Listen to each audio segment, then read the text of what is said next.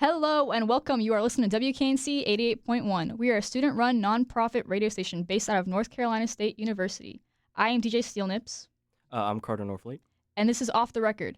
Today we are here with local Raleigh-based comedian Mark Brady. Thank you for being here.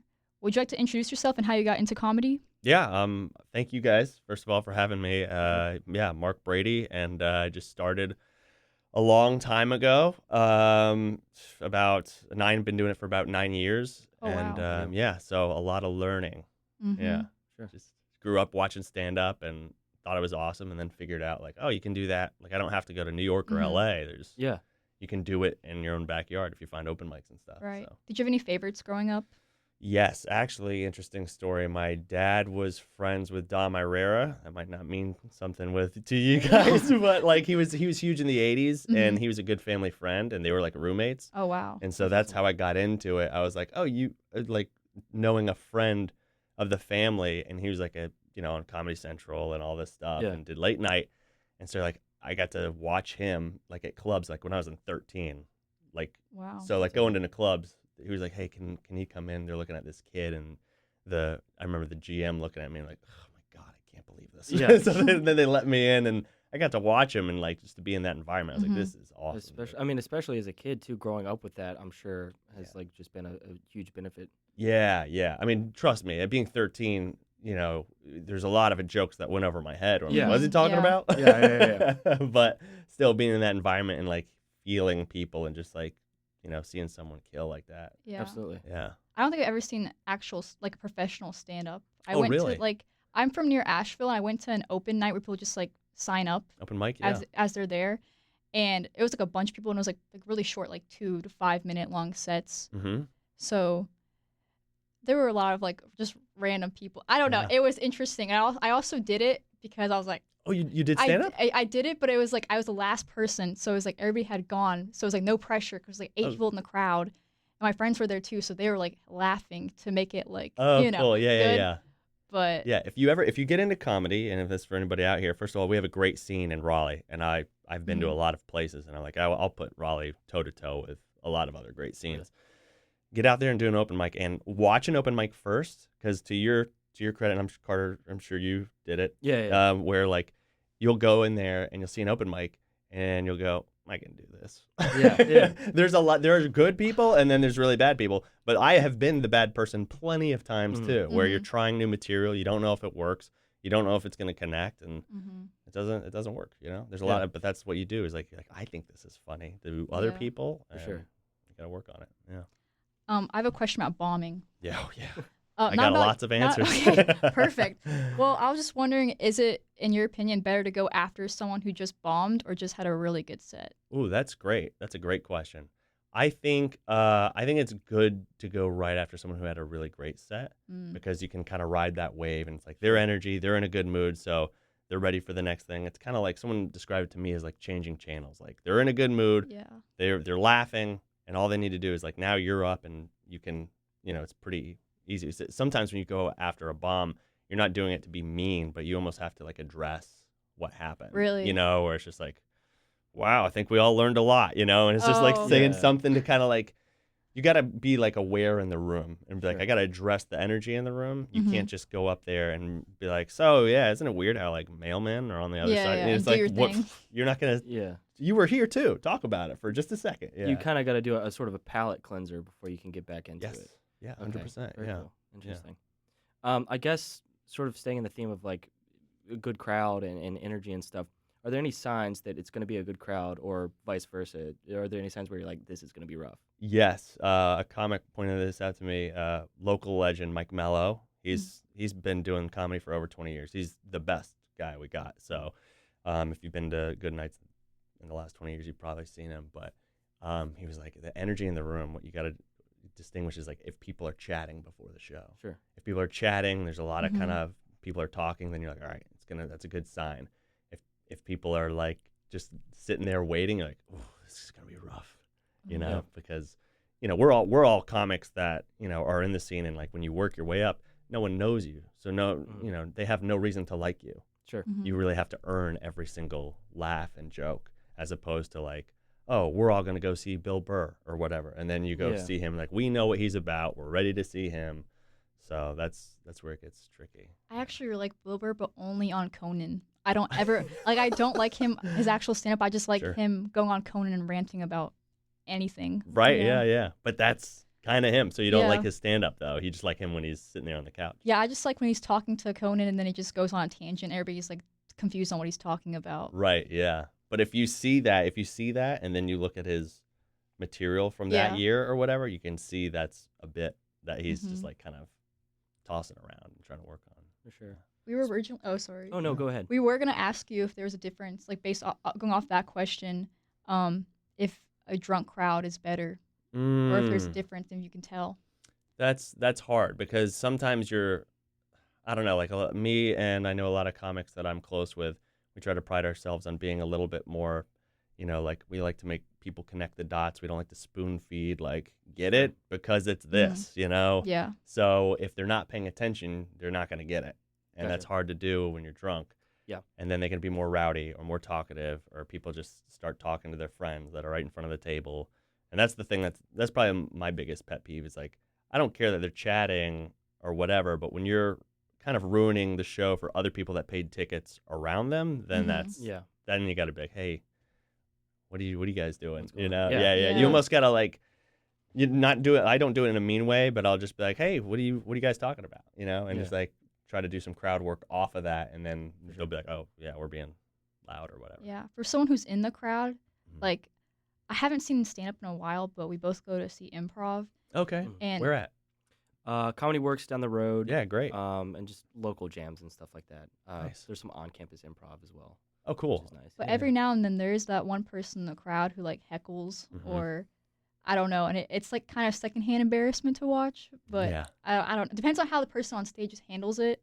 Right. Sometimes they're pretty good with it, but yeah, I think in some ways the heckling can get turned into, correct me if I'm wrong, like more positive energy, because a good shutdown or like even a correction is like, okay, I'm putting my faith in this person now that they're going to be able to correct the situation. Also, just deliver a good joke. 100%, because you have to address what's in the room, or else they won't trust you. Yeah. Like when I was very new and started out, there's like, you would hear someone talk or say something about what you just said, and then you would just keep doing the joke, and you're like, you just feel that, like, nah, man, you can't just move on from what you just heard. We know you heard that too. You have to at least address it. Even if it's not funny, you have to at least have the confidence to talk to that person for just a second, and try to make a joke. Maybe it's not great, but you squash it and then move on. Sure. Yeah. Do you have any memorable heckles? I have not. I don't know if we can talk about that's a good so I'll start. I had I remember I had maybe not. I'll do it if you want to edit it out. Is it just a curse word? No, it's not a curse word. It's just go ahead. a And topic. If it's bad, Okay, sure. I'll just bleep it out. All right. Yeah. Well, so the guy I had talked about I had an old joke I used to do.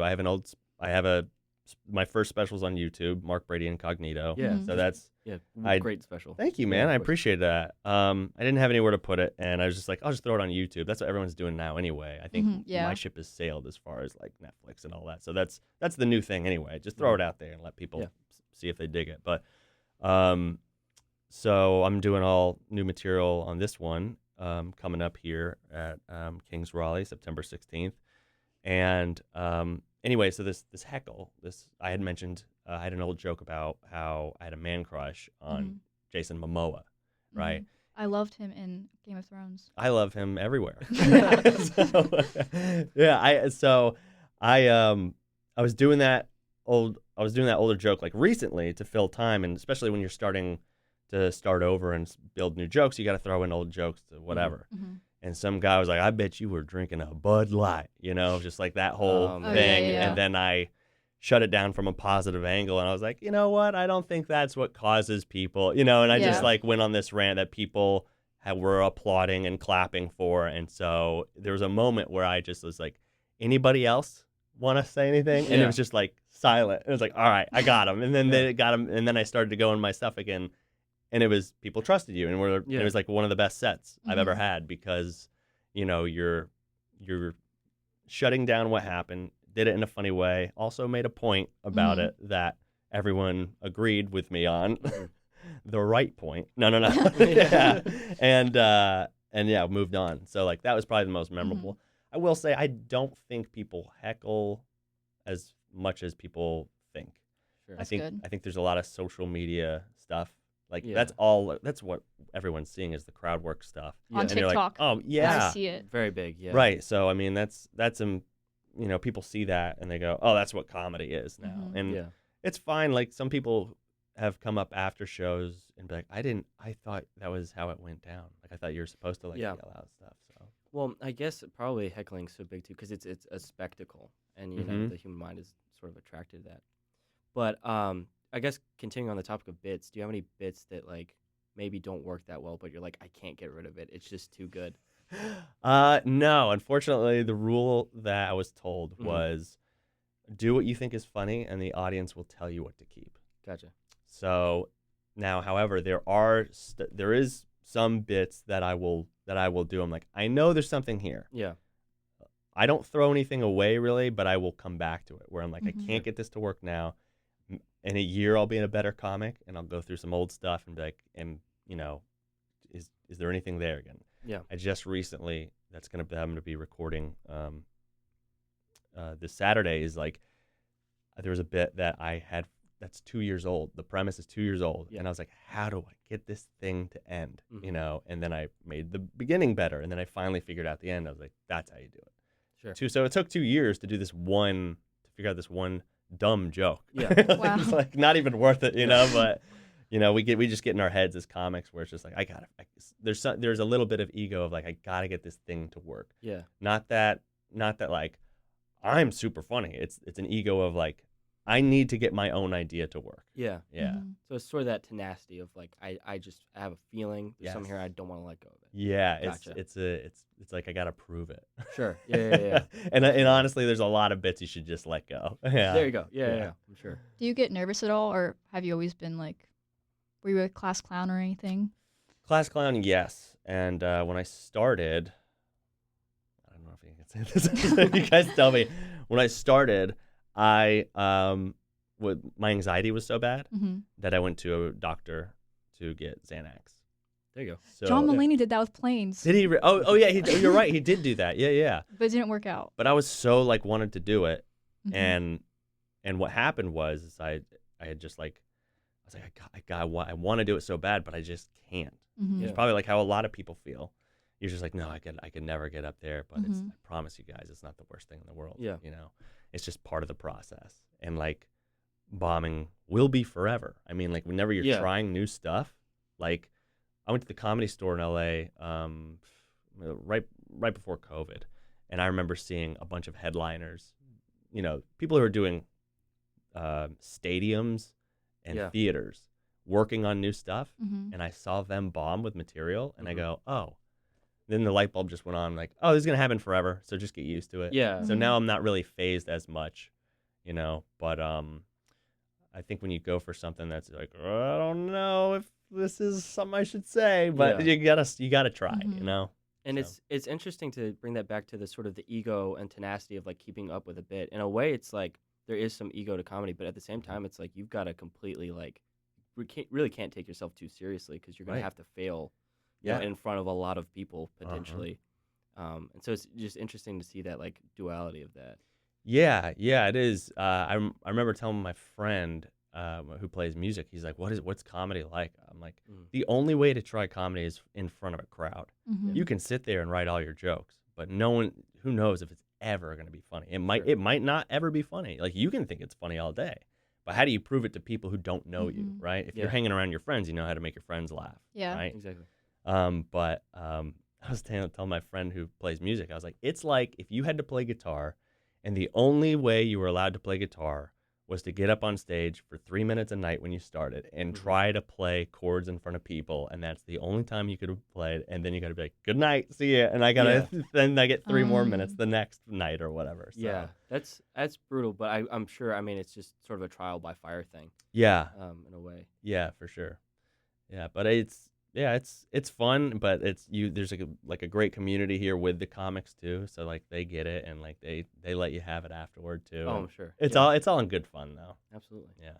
I just thought of this, but as a human, I know that there's a lot of interactions I have that keep me up at night. Sure. Do you have any like moments like that in comedy that you like if you bomb and you remember it like months, years later, and then you just cringe at yourself? Okay. No, I don't cringe at myself. There is okay. So there was my first hosting weekend.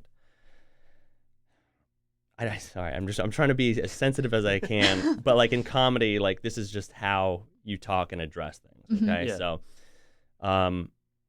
it's just the lingo of it. So if there's anything I say, please. Oh yeah. All right. When I was first starting out, I was good for starting out, right? Mm-hmm. And the GM at the time said, you know what? And I was all clean, and no. My rules were don't talk about any of the three. Drugs. Be clean as I can, right? Mm-hmm. No cursing. And my first weekend, the GM goes, "I'm going to give you this weekend," and it's an all black room, right? Mm-hmm. Donnell Rawlings. Yeah. So funny, so nice. I got to work with him my first hosting weekend, and she goes, "I'm going to give you this weekend because I want to see you bomb." And I was like, "What? She's like, you want me to bomb?" She's like, "Yeah." So the first night, I go up there, and I don't think I got a laugh for 10 minutes. Really? For 10 minutes, just an audience looking at me like, why is the busboy up here trying to be funny? Yeah. And then I brought up the feature, his feature, and then him. And boy, did that was a learning session. And then because you're hosting the whole weekend, so like then Friday I have to go up two more times, Yeah. and then Mm-hmm. Saturday 2 more times. That was the first night was like, Yeah. oh my God. I don't know if I can do this. Yeah. But when you get put in those situations, I think you learn more from bombing than anything. Sure. Then you realize, like, I got to get funny. I got to get funny quick. And then she put me on, if a black headliner would come in, Mm-hmm. they would go, give me a clean white guy to host. Yeah. Because you don't want to talk about either same material or things like Mhm. that. Like, just give me something different. And I think that's good too. Like, for instance, if I'm headlining somewhere, I want I have a wife and kids. I'll talk about that a little bit. So I would prefer to not have a wife and kids, or how about a woman, because she's not going to talk about the same things I'm talking about, Mhm. in a sense, right? Yeah. So Mhm. you're just getting different perspectives, and that's the point of having a diverse show. Hmm. But yeah, and then I started doing those more and figuring those out, and being able to do those more and more, and that was the best thing that could have ever happened for me during comedy, instead of playing these like safer rooms where it's like, you know what I mean? Mhm. Just Yeah. like where you're just like, these people think like me, and they get my jokes or whatever. Like, so you have to try your material around everybody and make sure it works. It's like, I Mhm. want all these jokes to work. It doesn't matter if go to Baltimore or Alabama. Like, I want everyone to laugh at everything I'm saying. Sure. So yeah. Wow. I don't know if that was appropriate. I know No. everything's No, I I think think that that's was fine. okay. I thought Okay. that was great. Okay. Yeah, All right. yeah. That's fine. As long as you don't say any of the bad words. Oh, sure. you're Yeah. good. I just it was one of my worst bombs, and you say, I'll give you another one. Another. That's great. Yeah. I got so many bomb stories. No success. I love how I'm gonna do all these bomb stories. Like, make sure to check me Yeah, out. please Listen- come to the show. We were discussing before, like, should we have this guy be like, yeah, so This is how about have you done poorly before? Yeah, I suck a lot, yeah. and you're gonna want to see it. Yeah. Come to Kings. Yeah. I remember Bruce. I was hosting for him. Mhm. You guys know him. He's one of the best. And it was another one. It was a 5 a.m. show. He had sold out all weekend, and so it was 3 shows Saturday and a 5 a.m. show. Same thing that happened. No laugh. And I was about 4 minutes in, and out of the back of the room, I mean, it's sold out too, so Mhm. not a seat open. Out of the back room, you hear a ha ha, and I was like, oh. I had 6 more minutes to go, and it was, again, I didn't address anything. Yeah. And how could I? They didn't trust me. I wasn't funny. Yeah. I wasn't making them Yeah. laugh. So I was like, so I have a dog. Yeah, How it's do hard. you keep the energy to, like, if you're up there and you have like 10 minutes left and nobody's laughing at you? You just plow right Do through you it. make eye contact or you just like look ahead, like in the lights? Yeah, well, thankfully it's like, you can only sometimes with the lights you can only see like the first 3 rows, so you're looking in areas and You just people pretend there's nobody you there. pretend. Yeah. I know it was the rule in like theater, like look into the lights ahead, and then you can't see the crowd. Right. Yeah. Then you don't get nervous. You're just looking out. You're just blind. Yeah. It's pretty good. Yeah. That's great. I'm trying to think. May I ask a question that's not comedy related? Yeah. You ask anything. Okay, I looked this up on Google. Great. So, would you rather have to wear a bib every time you go out to eat, or drink from a sippy cup every time you're at the bar? Bib. Really? Bib 100% because it is. A bib? Okay. A bib's too normal though. What if it's like a bib that says something like it's a baby bib that says something like first birthday? I don't know. Like number 1 dinosaur fan. Yeah, something like that. Okay. Yeah. I would do it because first of all, like I'm married, so it's like, dude, yeah, she's with a weirdo, huh? Like this, like they're gonna look at her more weird than they're gonna look at me because they're like, you chose him, like he brings this bib everywhere. Yeah, she's dating a child, right? Man-child. Yeah, yeah, man-child. Alternatively, this guy got a wife with a bib. You know what I yeah. mean? So, and it's funny because I have my 5 and 3-year-old, and they're not wearing bibs. Yeah.